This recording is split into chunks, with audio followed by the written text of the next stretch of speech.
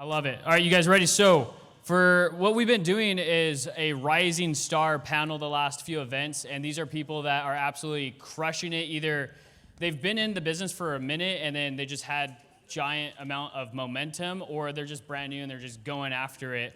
And so we're going to bring up 8 people so you guys can learn what they're doing to get the results that they're achieving, all right? And you guys should know who you are, right?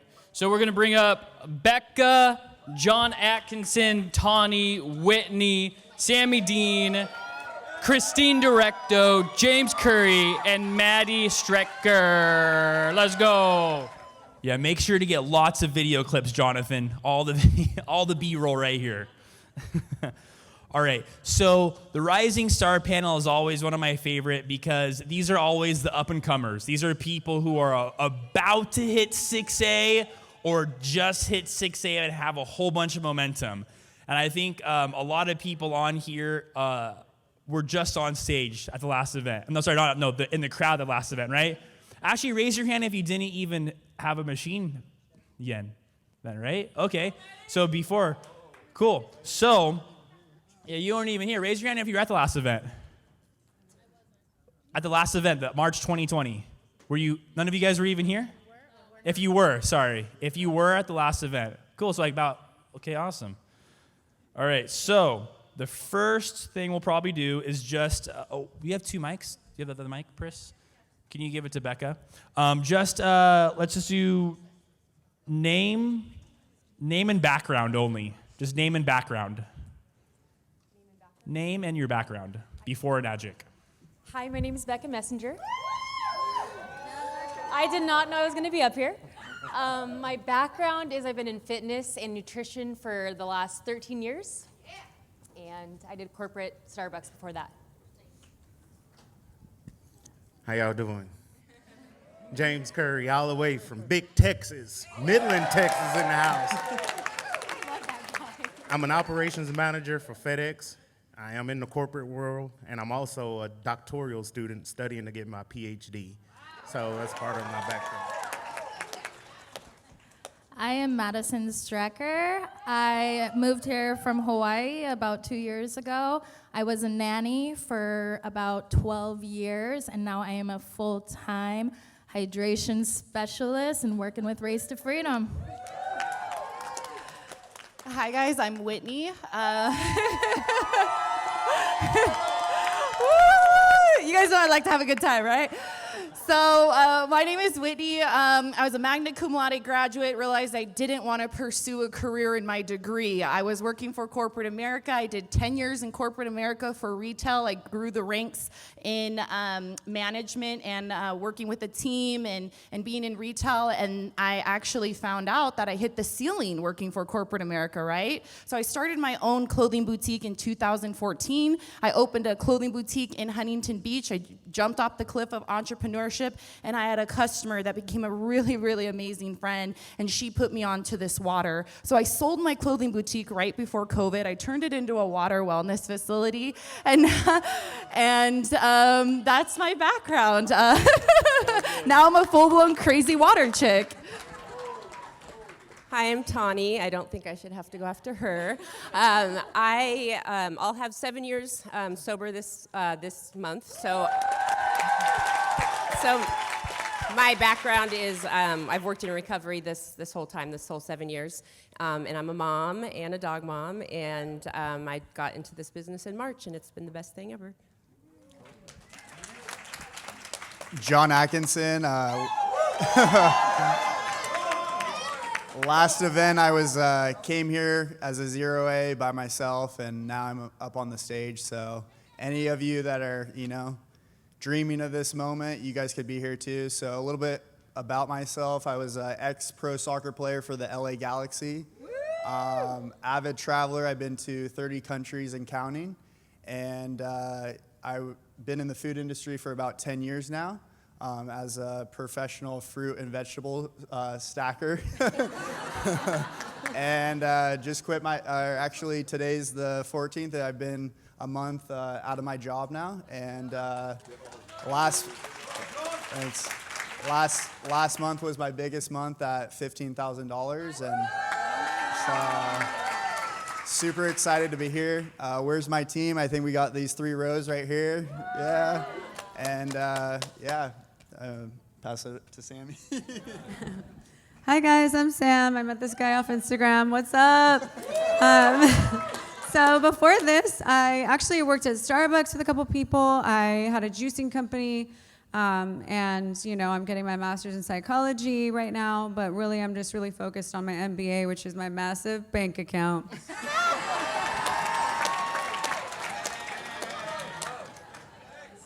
I want to record this because I can't believe I'm on here. So that my social media believes that I'm on stage, can everyone say, hi, Christine?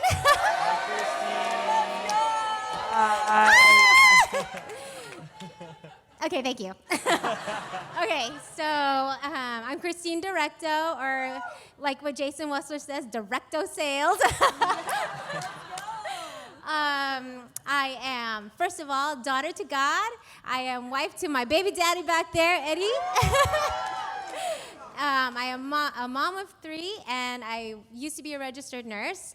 And I like to say what I did in nursing, because we have a lot of nurses in here, and we know the different struggles of nurses. So I was hospice, home health, neuro, ortho, surgical, trauma, stroke, and mother-baby. And that was my background before Enagic. Love that. All right, so the first question, and we'll start with you and go down, is what did you do differently from the average person joining Enagic? I always say this. I just never gave up. I never stopped believing in myself. I stopped comparing myself to others because we all come from different backgrounds. I just stopped making excuses because it used to be my kids, or I was working a job, but really, like, you're working a job, you legally have to clock out of your job. So there are more hours in the day, so don't use that. I have 3 kids, and they take up my day, and I used to be like, well, I don't see a lot of successful moms of multiple kids that are young, and where's Ben and Aaron? Aaron and Ben were like, well, then you need to become that person for yourself. So I followed that advice, and now I'm here on stage. I'm Sam again, you guys. So just curious, like when you guys are focused on your business, you start forgetting things like, oh my gosh, the overwhelm gets to you. So just think of it like my name, Sam. It was always strategy, it was always action, and it was always mindset. Those 3 things are what I always focused on. In case I forget, okay, go back to my Sam, go back to me. So now you guys can use it. Think of me and think Sam, strategy, action, mindset. And I always wanted my team to do better than me. I was like, you know what? I don't care about myself. I want you guys to grow. Where do you want to go? Where's your vision? Let's go. I want to get you there. Be better than me. And that's always what I focus on, is God above me is going to always provide and bear fruit if I am in his path. But my team, John, everybody, all of you people that like woke up at 7 a.m. to be there for me, and all of us, like Gio, like Ryan Bell, like you guys all had an impact on us. And you guys, I've only been doing the business for 4 months. And each and every one of you guys has the capacity to find your why and be guided by these people. By the process of duplication, you can get to 4A in 4 months. You really can. Let's go, Sammy!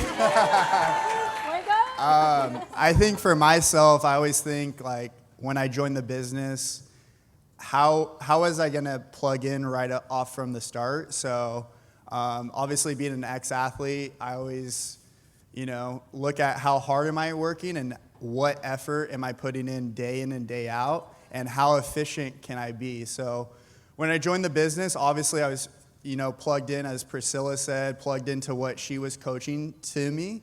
But I was also looking at other leaders and other teams within Race to Freedom and connecting with them. So, like, for example, for the longest time, Tam was doing, like, awakening, like, beach trainings I would go to on Fridays. And it's not even about the water. It was just, like, get people there, or just, Chris and Jilly's team. Just even though if I wasn't part of their team, I was, like, reaching out to their people and going, like, oh, what are they doing? Jason, Jason's team, figuring that out. Gio's team at, like, demos, I don't remember missing a Thursday night demo. So I always think of effort and efficiency.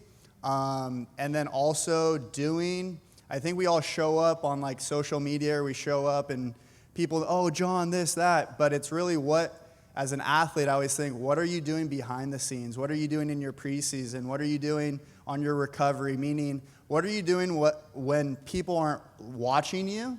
And I just think like all those days, like at Whole Foods, I would work at 4 a.m. So I'd wake up at 2 or 2:30 a.m., do my, power hour, my morning ritual, and get on with my day. And I would split up my days. So if you're thinking, hey, how do I do this with my 9 to 5?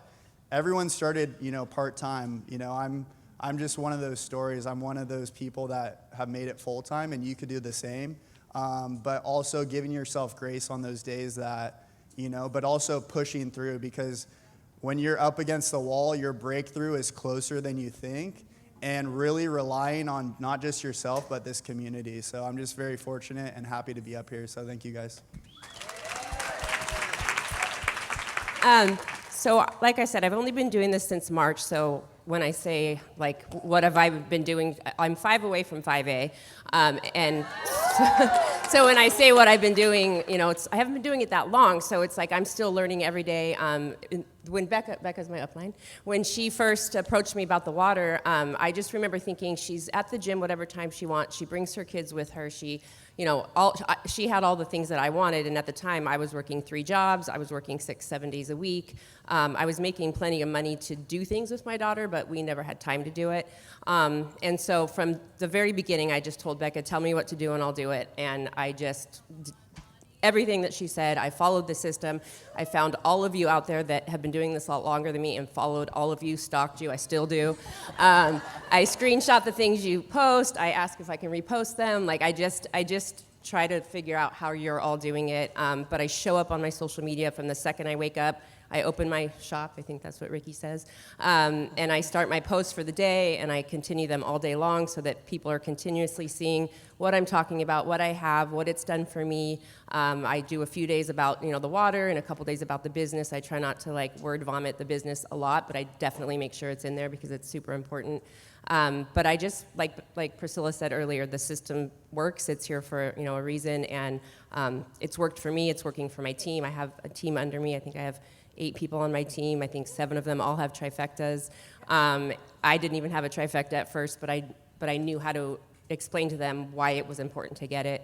And that's all just from listening to all of you and paying attention to what everybody else has done and just following the leaders.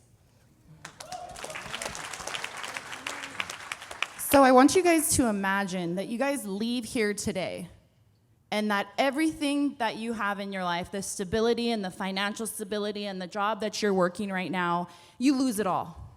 You lose it all. You have a family, you have a house, you have a car payment, you have credit card bills, you lose it all. How would you run your Enagic business? That's how I ran my business when I first started, you guys. I didn't try the water. I never saw a demo. You know what I did? I leaned into trust and faith. I leaned into trust and faith from the person that I purchased this technology from. And she has an incredible testimony as to how this helped her. And I went to go and purchase the machine. I thought it was $3,000. It was $5,000, okay? I still bought it. And I went balls to the wall. Because, you want to know why? Because I've worked for myself since 2014, and I have no other option in my whole entire life but to fight tooth and nail. And what we have in our hands, who knows somebody that is sick? Raise your hand. Who knows somebody that you love and care about that passed away from a disease that probably could have been prevented? Raise your hand high. This is serious business. And I took the training seriously. I took the mentorship seriously. I listened to the people that had the results I wanted, and I went to work. Okay? And I put in that love, and I put in that time, and I showed up for myself every single day. I'm not perfect. I'm not a perfect leader. I'm growing. I'm becoming better, and I'm forcing this whole front row, whole 3 rows. You guys are on my team. You guys know that my standards and what I have are super high, and they're continuing to grow higher every single day. So how are you going to run your business if you walk out of here and you have nothing but the world on your shoulders? What are you going to do, and how are you going to work your business? Do that. Dang, you guys. All right, so something that I feel like I may have done differently than a lot of people when they start their magic business is I made sure to have a clear vision of what the perfect prospect or customer was. I didn't waste any time trying to sell someone or introduce the business to someone who, first of all, didn't care about their health, didn't already spend money on their health. I feel like I was able to be so successful in such a short amount of time because I created a circle around me of people who cared about their health, who knew of my son's story, who knew that pesticides were dangerous and didn't have that answer. I spent so many years spreading awareness of my son's birth defect and the connection with pesticide exposure, but I didn't have a solution. And when I found Enagic and I learned about this water technology, it was like God answered my prayers, that I now have a platform to not only share my story, but offer a solution. The other thing I did not let the fear of what people think of me get in the way. Do not be afraid of people thinking you're the crazy water girl or the girl that's trying to, push her business or help people make money. I made sure that when the people I know were ready to buy this machine, which everyone eventually will be, this is a paradigm shift. We don't joke around when we say that they know exactly who to go to get this water. I'm back. How I jumped into this, I never tried the water, and I watched my wife for years run her own company, and I had this education, and I had this luxurious corporate job, and I always hatched in my mind that I would always just work for somebody. That's just what I'll do. I guess that's just what I'm built to do. And I watched her for years, and how do you do this? How do you do that? And so I had these barriers when I started this business that I had to overcome. I was a big-time procrastinator, So once I jumped into this business, the first thing I did was I made myself coachable.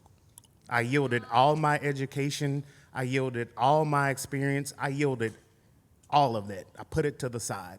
And my boy right here, Ben Landry, no matter what he told me to do, I didn't need to understand it.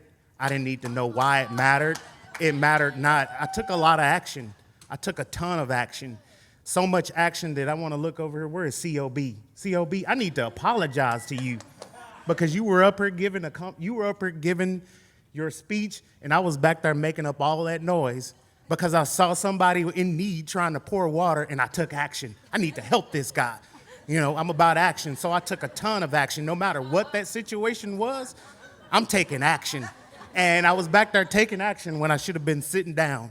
But I'm an action kind of person. So I think being coachable, number one, and just being willing to take action and take every moment, every conversation I'm engaged in, I can take it around and turn it in some kind of way and make it about the water. Some inadvertently, persuasion, in some kind of way, in a good way, ethically. And so with me, it was just all about action, no matter what. I didn't care what I looked like. I didn't care how I sounded. My feelings and emotions did not matter. It was all business, to the fact that I ruined your presentation there for a bit. I gotta apologize to you one more time. But just understand that I'm a man. I was about action, and I saw action, and I needed to take action. And I think that's what really helped me. And now I'm at a point where I'm shying away from my corporate job. I'm not looking at this education that I've pursued, and I never made a sale in my life to anybody. And I'm not how I act. I made 10 direct sales in like a month. Direct sales in a month, just taking a ton of action and not fully understanding what I was doing, just doing what I was told.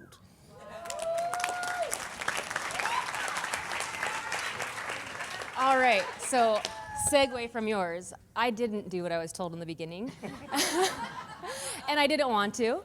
And what I started doing differently finally was listen. And Priscilla, actually, God bless her, changed my life. She was like, you're just gonna have to deal with those limiting beliefs. I don't know what I said, but she said, you need to figure it out. And if you're on my team and I give you tough love like that, it's because that changed my life, and I had to figure it out. And once I started taking direction, listening to the people who actually had the results, I got the results. It's really so much more simple. We make it so difficult because we overthink everything. And, you know, we have all these amazing leaders. Colton actually told me last time I was going to be up on stage, and I was like, okay. And this is so awesome that I'm here. This is so cool. And it really is just because I listened and took action. When boot camp started, Gio, Ben, Colton, Tam, they all said the same thing. They were like, man, if I just had this when we started, like we wouldn't have had all these trials. And I started thinking, like, they all say the same thing. Why am I not just doing what they say? So I turned my camera on. Yeah. What? Turn your camera on, people. Get involved. And you might be nervous. Like, I'm nervous up here right now. It's okay. You grow. But yeah, I turned my camera on, and I was like one of those people who it's like, okay, I was praying for this, but I didn't know it was it. It took me a couple months to say, oh, this is it. This is the answer. You're just being stubborn. So, like I said, I started taking action and just being authentic and vulnerable and sharing my story, and the results started coming. So, yeah, I lost my train of thought a little bit, but I think that's what I wanted to say. Oh, one more thing. Colton said this. Am I too loud? Okay. If you really want to make it work, you might have to make sacrifices in the beginning. For me, I'm a mom of two. I started homeschooling when COVID hit, and there was no way I was going to get where I wanted to be with the DMO I had at that point. Like, it just wasn't going to happen. I only had a certain amount of time. There was no way I could do this full time, so I made choices. I quit TV. I changed my routine program. That was like, what's more important? Like, I'm not getting paid to lift weights. I can incorporate it in my daily life. I can be an example of health and fitness, but I am getting paid to share this water, so that is number one. Woke up, used my magic hour, put that all first, and then second priorities go second. So if you want your business to be a business, treat it like a business. I love that. All right, one more question for each of you until we're finished. So, let's say your back's against the wall, and you have to take one action that you know always works to help you make sales. What is that one thing that you know, oh, if I do this today, it will get me closer to making a sale? And what is one thing that you know that definitely does not work and brings you backwards? So one thing that helps you make sales, that's tried and true. You're like, oh, this always helps me when I do this. And what's the thing, oh, don't do that anymore because that helped me lose a lot of sales. So what are those two things? One thing I would say would just be super consistent on social media, start conversations, follow up. Be organized in your follow-up, and just maintain relationships. That would be my number one thing. Maintain relationships, follow up, and don't be down on yourself. Like, if you're having a bad day, show up anyways. If you feel funky, show up anyways. If you're in your pajamas that day, show people it's okay. You can work from anywhere. You can work from your pajamas. Whatever negativity you have in your mind, like, replace that thought, because the world is not served when you are negative, and you are not going to make sales with that mindset. So change that.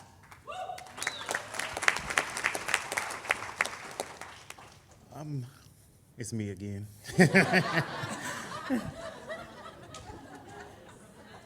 The one thing I can share that I'll say that always works for me is no is not an answer, it's an opportunity. And I've taken every no as an opportunity. And because I just had to fish out the no and get to the end of why it was a no, because it's a yes, always a yes. You just have to fish through and be willing to sacrifice, put in the work to find your way through that puzzle or path or however you want, whatever you want to call it, to find out why that no exists. So I always take every no as an opportunity. You can't tell me no. I'm gonna find a way around every situation, and if it takes me 30 days, it takes me 30 days. I had prospects coming and getting water from me for almost 30 days, and they bought because I never took that no as it's not happening. It was an opportunity. I'm gonna find out why it's a no, and I will post up, and I will wait, and I will wait, and I'll pull out a sleeping bag, and I'll go to sleep, and I'll eat, and I'll wait. I'm just trying to be as vivid and detailed as I can possible until we get to that yes. And I tell you, and I don't want to make it seem as if I'm just making something up, because I walked into to buy 2 batteries because I drive a diesel, and because I'm so practicing my craft, I walked in to see if I could negotiate a deal on these 2 batteries just to see if I could turn that no into a yes. And I got a yes. So never take a no as that's it. It's always an opportunity. What not to do is always follow up. Always follow up, no matter if you think that, again, that goes back to the no again. They told you no and you just gave up and you walked off from that sale. No, circle back around, follow up. I made multiple sales off of people that I followed up with that I should have kept in contact and kept engaged with the whole entire time. So always follow up. No is never an answer. No is always an opportunity. You just have to be willing to, again, take that path to get to the yes. But follow up is key. Never not follow up with a prospect, no matter whether you think they'll buy or no matter if you think they're interested. I sold a machine to a girl who was the least likely to buy the machine. I knew her financial position. I knew she couldn't afford the machine. I almost was willing to go into my pocket and pay for it myself. And the people that I know have money and they have a ton of money are the ones I'm wrestling with more than the ones who I know don't have money. So follow up, and no is never an answer. It's always an opportunity. All right, if you guys don't know yet, our minds are incredibly powerful. Your mindset is super important when building this business. If you keep that mindset of I'm going to make a sale today, I've literally woken up in the morning, looked in the mirror like a crazy person and was like, you are making a sale today. You will do it. I don't care what it takes, you're gonna do it. And then I look at my man and I'm like, baby, I'm making a sale today. I don't know how it's happening, but I'm gonna do it. You guys, your minds are powerful. If you are sitting there thinking, oh, this person's never gonna buy, but I have a 3-way call set up, you're not gonna make that sale. Your mind is so powerful. And the other thing I do is I treat my prospects like they're already on my team. I hit them up in the morning and I tell them, hey, how's your day today? What are you doing to, stay positive or, be motivated? Or I treat them like they're already on my team. Hey, we got a call today. Set a reminder. I'd love to have you there. I'd really value your opinion. So I treat my prospects as if they're already on my team. I give them that friendship and that mentorship, even if they haven't bought their machine yet. Now, something that you should never do, and I'm super guilty of it, lost my train of thought, come back to me. Oh, God. Oh, okay, yeah. The follow-up is super important, and when you have been given no's over and over and over again, to check them off your list is, something that I've done a lot of times, and most of my most recent sales have been people that I talked to so long ago. So, that's basically what he said. Follow-up is super important. Make sure you keep a list of people. Know that this might not be the right time for them right now, but there is going to be a right time eventually. Just make sure you're always showing up and giving them that opportunity, because there's a lot of people that need to be told what to do. A lot of you needed to be told what to do. You need this machine in your life. It's not an option. Let me know when you're ready. I'll be here. Relentless. You guys have to be relentless. You guys have to be a dog with the bone or a cat with catnip or whatever that is to you in your life, right? Tim S. Grover, read the book, listen to it on Audible. It's called Relentless. How do the greats become great? They show up every day and they're relentless. Despite the failures, despite the no's, despite the pyramid scheme. You guys, I went from retail for 15 years of my life and became a crazy water chick. You think my sphere around me, like, they're like, what is up with you? You just gave out 500 gallons of water. I was going around, I was relentless. Why? Because the world was on my shoulders, and you guys should feel that way too. Because there's a lot of you out here that are working your 9 to 5 that are not okay with how you are in your 9 to 5. You're not okay with the pay. You're not okay with the time being away from your family, okay? I'm telling you, if you guys commit and are relentless, you're gonna tap into sacred source, and the abundance of you is going to overflow. It is going to overflow, okay? So, and follow up. So many of you are leaving money on the table because you're not organizing, you're not following up, and you're not being relentless. And what not to do. Stop focusing on what's good for you. Stop focusing on your sale. Start caring. Sink into compassion. Sink into your heart. I'm partnering with physical therapists, Katie in the back, doctor's office, Pinky's Up for Wellness, nonprofit. We're giving free water out to cancer patients. It's taken time to build this relationship, but you know what's about to happen, you guys? Volcanoes of health, of abundance, right? So just stop caring about the outcome. Stop caring about the sale. So many people reach out to you and they're like, hey, send me some more information on that water. You don't even ask one question. You send the comp plan, cool. Let me know when you're done. It's not like that. Sink into your heart. Sink into who you are. Because as many people as you see on this stage that you're like, I want to be like that. I want those results. You're never going to be like that because you're you, and that's your gift. So tap into sacred source.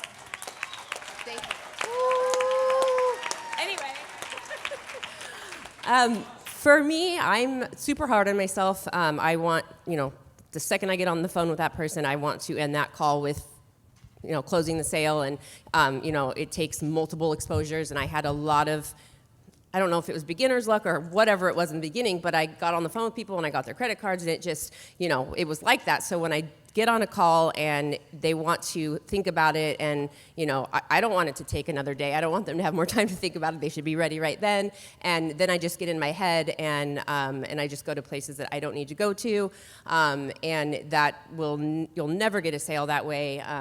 Because then you're like, I need that sale, or I need them to call me back, or what did I do wrong in that call? So when I do feel myself getting like that, I reach out to my team and I ask what I can do for them. Is there someone they're talking to that I can help them answer, get out of myself and get where they need me to be, which I do anyway. But I feel like when I'm worried about myself too much, things are not going to happen around me. And when I do that, those people that I didn't get their card right when I hung up, or whatever the case may be, all of a sudden I'm getting text messages or a DM and they're ready to go. It's happened almost every single time. So I just feel like if you just get outside of yourself, like she said, compassion, think about helping others, think about helping your team, think about who needs this water so that it can help them. And once they get the water, they get the machine, 9 times out of 10, they're gonna wanna work the business, and then you can show them the business side. But if they see that compassion in you first, they're gonna wanna jump on the phone with you 100 times faster than if they don't. So that's what I would do.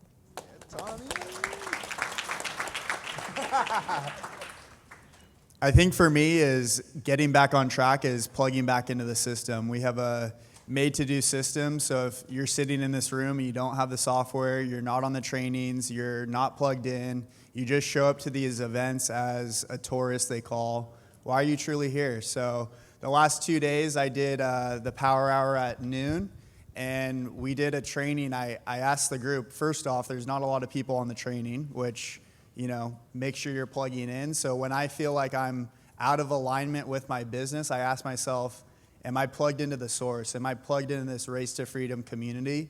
Because, if you come from a 9 to 5 like I did, a lot of those 9 to 5 employers, you can't plug into them. Here you could plug in. You could make it what you want it to be. It's your business. You have the best community in the world behind you. But we did a training on what's the pillar of your business? What's your core essence of who you are? So when you're talking to prospects, friends, family, what is your pillar inside you? My pillar is unconditional love. So when I go out and talk to people and I lead with my ego, I have to check myself. Early on in my business, I would lead with my ego. I was like, this water's the best. This water's going to help you. We call it word vomiting, but at the same time, that's your ego talking. But when you look at your pillar, note takers are money makers. So write this down. What is your pillar of your business?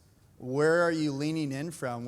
What is your core essence of who you are, who you're becoming, and who do you want to attract into your business, and who do you want to attract as your ideal customer? So I think a lot of times people, it's different than your why. Your why is why you do what you do. Your core pillar is who you are. And a lot of the times this business is a lot of self-development. So when I feel like, I'm not making sales, I think to myself, the inner athlete comes out, what do I have to do at many repetitions to get back on track, And the bottom line, you guys, it's basics. This business is basic, but we make it so complicated. I think, as far as losing sales or, I would say overthinking the sale. So I come at an angle of visualizing the sale before it even happens. I like how Whitney said, people are waiting around for you. I always say to my team, people are waiting for your text message. They're waiting for your phone call. They're waiting for you to knock on their door to say hello.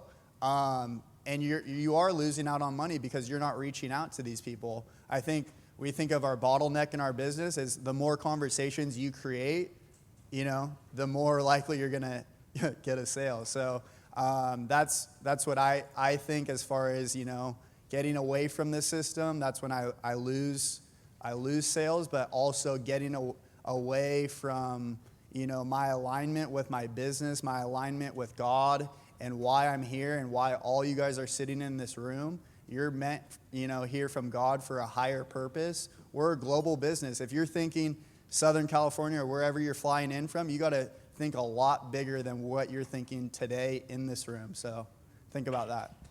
Love that. I'm going to piggyback off of that pillar because I just truly believe that it is so important to know your own core values. And, for me, for example, like integrity, like what Jilly said, it's so important. Building rapport, knowing that, I wanted to live in the glory of God, bring more people to Christ. All of these things are me. So like he said, find your own pillar, find what makes you you. And everybody, you attract the same type of people. And they'll, and who knows, there's this story. So there's this wave, right, that just blew up over the beach, and there was a bunch of starfish, like, just laying around. And this old guy was just walking on the beach, and he was like, he saw this little boy, and this little boy was like, there was literally thousands of starfish. He was like throwing them back in the ocean, like, frantically. And he's like, there's so many starfish out here, like, there's no way you're gonna get them all into the ocean. And the little boy looks at the starfish and throws it in. He's like, at least I made a difference to that one. And so think about that, because you guys are here for a purpose. And so the worst thing you could do is not plug into a system that is already done for you. Trying to do things by yourself, if you're depressed or you have anxiety or something's going on, you guys, is really hard. But if you plug into a system that is done for you, and you have people like the people up here that taught me so much, the people that are sitting next to you, like, you're gonna succeed. You're gonna find success. You just gotta believe in yourself. And you know what? If you guys don't believe in yourselves, take our hope for you. Use that, because we have enough for you guys. And that's my 2 cents. So good. Why did I have to be the last one for this? Okay.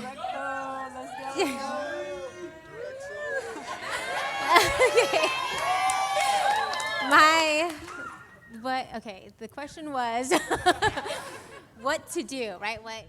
What is one thing that works all the time to make sales, and what is one thing that does not work? all the time, stay consistent. So, I mean, whether it's talking to someone, posting on your social media, people need to see that you are serious about this business, that you're serious about the water, and you can go months in the beginning, like these people are rock stars, right? But I struggled my first year, but I stayed super consistent, and so now all these seeds that were planted last year started sprouting. Like it went from 1 sale in November to 11 in January. And these were all people that were watching me like for an entire year, and they're coming around and I'm just like, see, I am not that crazy. You love this water. You're looking good, just like me. And people see that you're serious and that it's real. This opportunity is real, the water's real, and it's all because you kept showing up, right? You're super consistent. What doesn't work, and it goes hand in hand, is like making excuses for not showing up, right? Because oh God, I'm such a crier. but everybody knows I struggled the first year because. I'm trying to hold it in so bad. I know. I'm just a super. Okay, you guys are gonna make me cry more, so stop. I know. It's because Benji. Everyone knows Benji, right? He was so sick. He was so sick, and I was working. I know. Oh, if you guys don't know Benji, okay, I'll be really quick because I don't want to take up too much time. But, I was introduced to the water because someone who had the same condition as my son had topical steroid withdrawal. He had eczema on his face. It bothered me more than it bothered him. And I have a baby in the back right now, and he was the same age as that baby. And I listened to the doctors, and I didn't think anything of it. Like I said, I was a nurse. I put the steroid creams on his face, and I did not expect for it to, melt his skin off. And he was in wounds for months and months. So when I got introduced to this business, and I just started telling this part of it because I never really told the depth of it, but when I went to Ben, so Suman Kim is a friend of mine and my husband's, had the same condition, said you need to find someone with this machine. And at that point, after your kid has been suffering for months and everyone wants to put their 2 cents in there, you're tired of hearing it, right? You're like, whatever, that's not gonna work. But then 3 days later, Aaron Escobedo started posting his machine, and it wasn't even a nice one, it was a beat up SD501 with missing parts. But I said, I need that water. And he connected me to Ben Landry, who lived two minutes away from me. And I showed up to Ben's house, and I was on medical leave for postpartum depression. I was on antidepressants, and they weren't even strong enough because I was still nursing Benji at the time, but that's all I could take. I was just broken. And I took on the water, and my son started to show improvement, and I bought my machine in days, 6 days. I told my husband, and I was like, Daddy, so that water, do you want to just see do you want him to just explain it to you a little bit more? We can go to his house, and then Ben had him on the computer applying for the Amex card.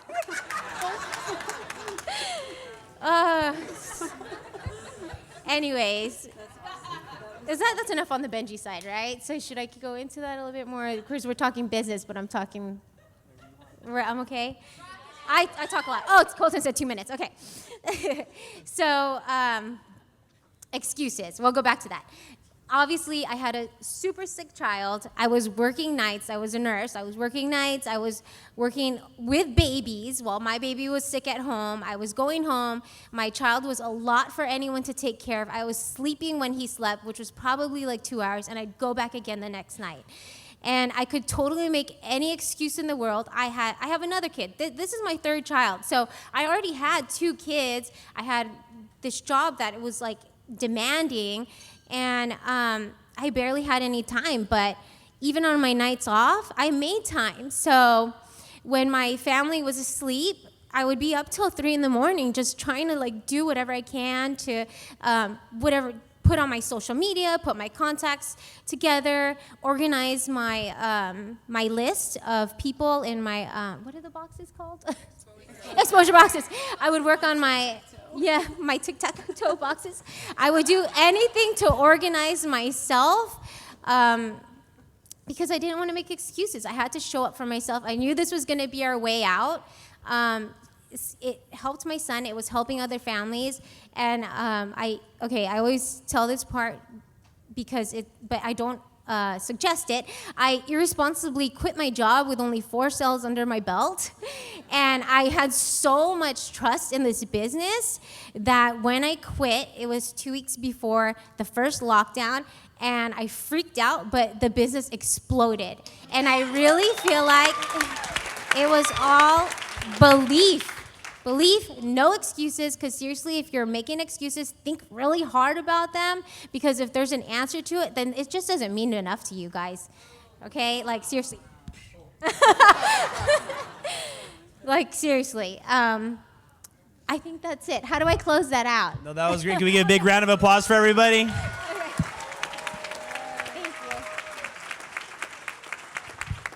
All right, so now, since we forgot to take a group photo right before lunch, we're gonna take a group photo right now.